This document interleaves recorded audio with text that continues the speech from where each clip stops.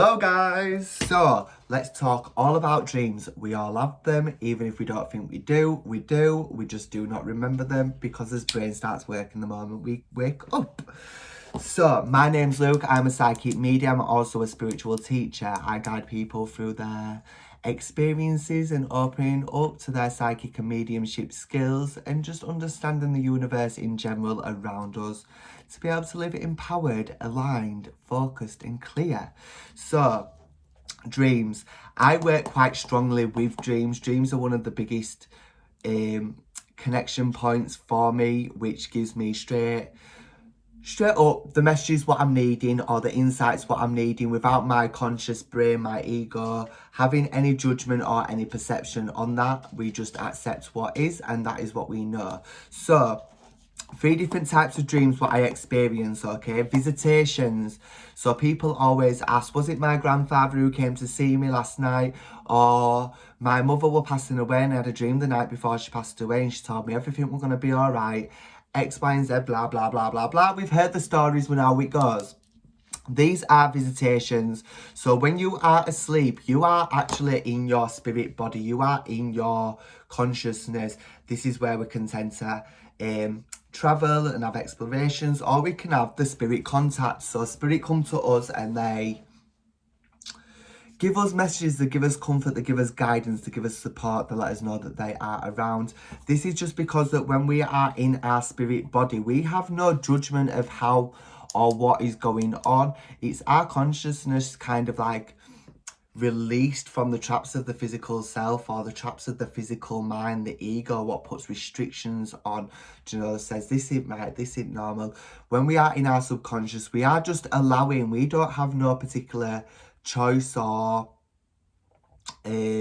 influence on that experience, because it's our truest self is living through it, and it is what we need, and it's what we need to see. Okay, so visitations, I've had this where I've woke up, like I have dreams, and next thing you know, during the dream, I've got my level of consciousness changes and I know that I'm speaking to someone, I can see him. One time this happened, I was speaking to 3 or 4 of my cousins' relatives and I'd never met him. They were on about that they lived down Cornwall, they were sat on the bench, they were wearing these particular clothes. So the moment that I woke up properly, I started taking it all in, and because I'm a medium anyway, the spirit was still there, this group of spirits, and they were just sat on the end of the bed. In the dream they were sat on the bench, but when I woke up they sat on the end of my bed and they're still talking. So yeah, then people are around you. It's not particularly a dream, but it's your experience that in dream state. Okay, then we've got subconscious healing. So as we move through life, we develop triggers, we develop experiences, and reactions to their experiences is what then the trigger is.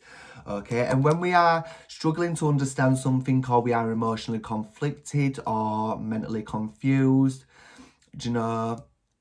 our subconscious will start replaying these situations, these experiences in different and sometimes drastic manners. They can be quite intense for a lot of people sometimes when we're reliving certain things or experiencing certain triggers through our sleep. And a lot of times these can be connected to like PTSD dreams, or reliving difficult experiences in the past. But that is so that we can cognitively process them experiences in a different light, or understand it in a non-judgmental manner, where we constantly play the victim, or we're like, this really happened to me, and blah blah. And yeah, them experiences are very difficult, but we also, like, when we are in them dream states, we are viewing experiences as neutral. It just is, we are understanding it in a different way. So we have subconscious healing what goes on through dreams, and that's what I've found is the most common one for people who haven't really tuned into their psychic or mediumship abilities. The subconscious healing is what tends to go on underneath the surface, because they struggle to do it on a conscious level when they are awake. There is too much judgment on it, or they struggle to detach the emotional victimhood, what they've experienced and what they hold onto. So the dream plays it out in a different manner, maybe switches roles, maybe changes the environment or the the pillars of the situation, so the main aspects, will shift up and shift, should I say. Now, the third one is my main one, precognitive dreams. These are dreams what you have about the future. Sometimes people go on about deja vu and like, I swear I've seen or done this before, and it would tend to be in the dream state.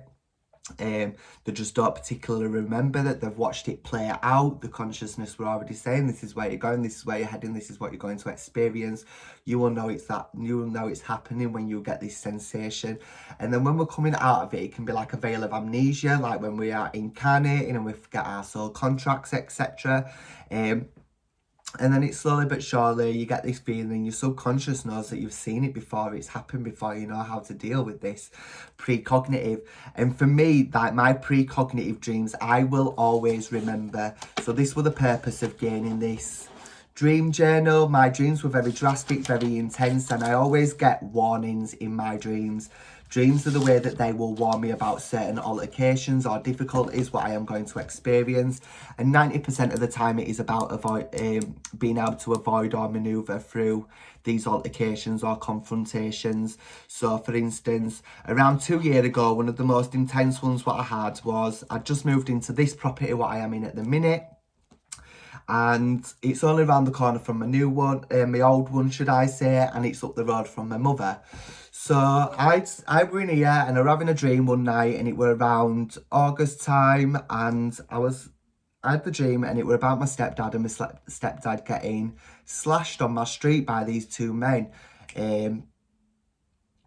And I won't go into detail, but I was like, right, this is going to happen. I'm not sure when, but I feel like it's going to be close by. Usually they would happen between 2 weeks to 2 months within the time of me having that dream. That gives me enough time to become conscious of it, assess it, and understand how to deal with whatever's going to come. So I said to him, for 2 months, I was like, you're going to get sliced up on my street. I was like, I know you're not wanting to wear it. I was like, it's going to be 2 men. The men are going to have their faces covered, red jacket. It's going to be up by the church. It's going to be a night time. You will get hurt. The only person you're going to be able to get in contact with will be me. So I told him, I'd warned him, I'd give him it. I thought it were him not having to wear the red jacket. So he stopped wearing it. Lo and behold, 2 months later, start of October, my stepdad ran me. I've been sliced up the road, outside the church. It were 2 men. He were wearing a red jacket, Luke. So I was like, right, I had to go up and I had to go help him, obviously. So that was a precognitive dream. I was given that. Another time was when I was with my ex-partner, we'll call him Jeffrey, and Jeffrey had another ex-partner and we'll call him Glenn. Glenn was very disruptive and Glenn was very... just not a nice person. He would try to cause me a lot of issues when I would see him out of jealousy. There was a whole massive story what goes along with that. But yeah, long story short, I'd had a dream 2 weeks before, and I knew that there was going to be an altercation, and it was going to be away from the home up near the shopping centre. And then I knew once that altercation had gone down, later on in the evening, they're going to turn up at my house with a group of people, and it's going to be situated at the end of the garden path. There is going to be a crowd of people. There's going to be people watching, and they gave me that to prepare. Now, I was very entrenched in a traumatic abusive relationship by this time, 2 years in. I was back on drugs, and I was in the front room and I was doing drugs at the time. This is 2 weeks after the dream, and while I'm sat there, I'm just about to do what I was doing, and Spirit have gone, they're here. So I've ran into the bedroom, I've looked out the window, and they were approaching up the street. So that gave me time to prepare. I knew it was coming, I knew what's what. I knew once I'd had the altercation away from the house that this was going to happen. And then lo and behold, it all happened at the end of the garden path. The neighbours were out, and the neighbours had come up and were stood in the other neighbour's garden watching.